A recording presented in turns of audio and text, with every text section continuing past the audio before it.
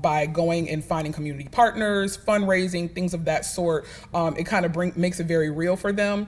And then also by having some time to talk to parents about the importance of these scores. A GPA is great. A GPA and a high test score is even better when you're going to college.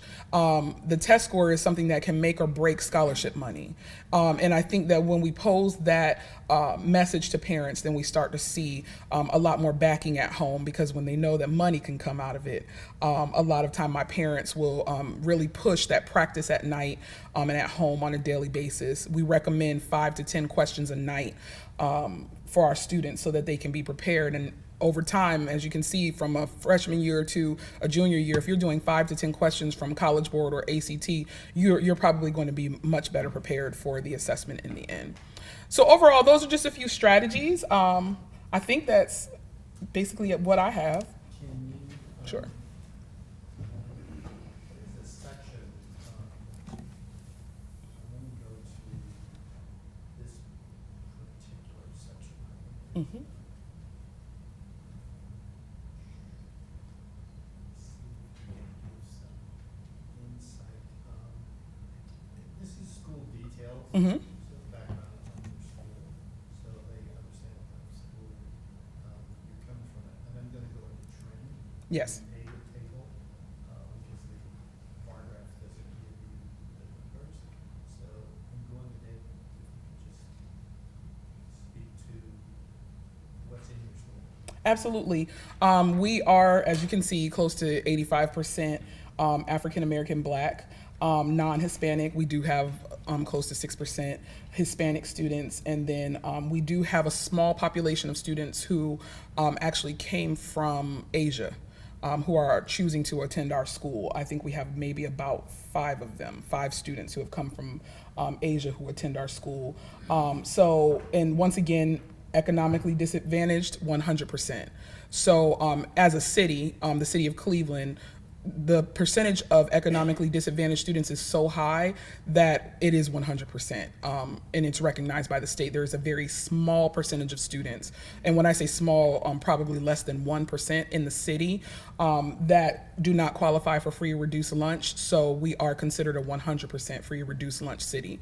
So all of our students are coming from homes where most of them do not have a parent that has gone to college. Some of their parents have not finished high school. And so that's kind of the makeup of our building. And although we are a criteria school, which means there's certain criteria students have to be able to enroll, we are not selective admissions. So if you meet the criteria in their space, you come to our school. And just so you know as well, even with that criteria, just to kind of give you an idea, in our city, we only have about 120 students citywide who probably meet my school's criteria. So we're usually not, enrollment is not always based off of criteria. Most of the time is if they're willing and able, then they come into the building and we allow them to come. So 70.4% is spent of our money is spent on classroom instruction. We spend a lot of money on students, and I have to be honest, sometimes I get a little pushback because I spend so much money on students. But I believe that with any urban school, a student's experience at our school should not be so drastically different from our suburban counterparts. And so I am huge on what opportunities exist. For example, in Cleveland, we're surrounded by Orange and Beechwood, Solon, school districts that are suburban. They're well known. They have nice campuses, wonderful teaching staff. My question I often ask is, what is the experience of those students? And so my staff and I take time to really look at what a student's experience is in a suburban school, and we try to mirror that in our own building, not just from the programs that we offer, but even from things as small as the facilities. What do our schools look like? How clean are they? What are our students eating? Do our students have voice? Things of that sort. So that's one of the reasons why we have a pretty high percentage of money that is spent directly on classroom instruction. Now, these figures, of course, the operating spending per pupil, that's not what the school receives. That is what the district receives. So we receive a little over $4,000 per student And then you can kind of see where everything else stands. Yeah, so there you go. School share of district level. So we get 4,400 per student, and then a little bit of federal funds. We actually don't get much Title I, although we are a district that has quite a bit of Title I funding. My school particularly does not get a lot of Title I funding. Because of this glitch that's going to happen this afternoon, why don't we do a Q&A with you just to start? Sure. We'll have Ms. Jones do her presentation, that'll take us into lunch, and then we'll move through open house. Absolutely. Are there any immediate questions that anyone may have? Yes. Yes. Couple questions. Sure. It's been a while since I took an ACT or SAT. Yes. Oh, I'm sorry. Thank you. And you mentioned the word acceptable score on Yes. ACT. What is acceptable these days? So of course things are always changing. For an SAT, it would be around a 1040, 1030, 1040, and for the ACT, a 22. Oh, okay. And then my last question is, we've heard a lot about the ethnic makeup of classroom teachers these days. Mm-hmm. What is the ethnic makeup of your teaching staff? So I have one black male.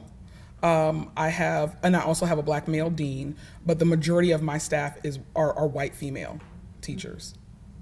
Thank you. Mm-hmm. Could you also give them the comparative analysis between the acceptable ACT and the average ACT across the nation for African American students? Oh, the average ACT, I don't know it offhand. I know I have it on a piece of paper back in my office, but it's pretty low. Yeah, it's pretty low. Definitely in the teens. And we've seen that in our district. We've seen that in urban school districts, that our average, even in our districts, have been very low in comparison to the national average. My school's average this year is a 22. So we just met it overall, but I have had students who have had 14s, 15s, and so on. Yeah. Okay, thank you so much. Thank you. for your Thank you all for your time. Oh, question. It's okay. With majority of your students, or all of your students, being low income, Mhm. do you have difficulties with transportation, busing, and then parent relationships? Yes. Although we are a high achieving school, I would say my parental involvement is somewhere in about the 30% of my student population and my families.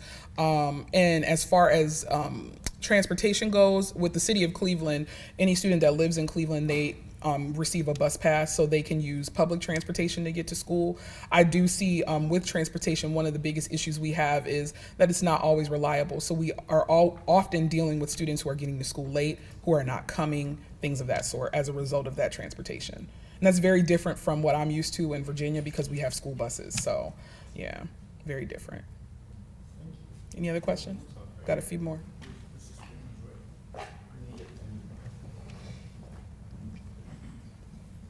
Yes, my question is, how much creative freedom do the teachers have to reach the students? Are their lesson plans strictly planned out and they have to go by the book? Or are they able to actually reach the students in a way that is comfortable for them and the students? Well, I think that that's number one, a great question.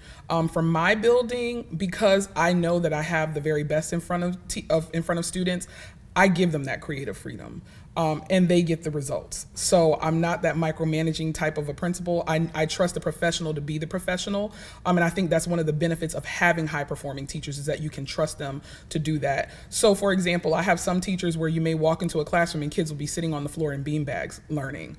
Some may take them out. Whatever works for them, as long as student learning is taking place, I'm open to it. So yeah.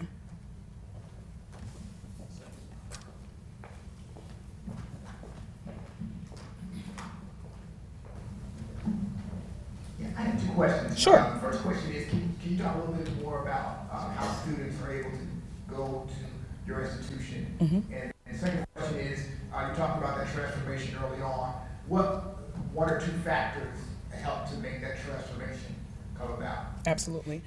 So in order to attend our school, we have the entire district is on what we call a lottery system. So students can go in online and they can apply for schools across the district. They can choose their first choice, second choice, third choice. They upload a few documents like a report card, things of that sort. And then students that meet my criteria or are somewhere near it, most of them don't meet it, but somewhere near it are put into a lottery, and then the lottery is run in March, and then they're placed in my building. And as far as the mindset shift, I think that's where leadership comes into play. I think that one of the benefits of me coming from another state was that I didn't know everything about Cleveland. I just knew what was good for kids in general. And so when I got to the building, I led by example. My teachers are not used to a principal being as close to students with an open door policy as I have been, but I've modeled that for them. And I think the mindset shift also comes with, as I stated before, not being afraid to have those difficult conversations. When you see things arise, I don't overlook them. If there's a negative trait or something that's not beneficial for students, I'm going to address it, and I'm going to address it immediately. And then also providing the support teachers need, because at the core of who our staff are, we know that they have good hearts. Most people who are teaching are not teaching because they always have to, because there's plenty of options out there. But if they're there and they're working in an urban environment and they're trying to do their best, sometimes they just need support. That could be professional development. It could be some mentoring. It could be me coaching them, letting them watch a conversation with me and a parent so they can see how to de-escalate things instead of triggering a parent to go off. Those sorts of things. Those are the things I did that first semester when I came in. Thank you. Thank you so much.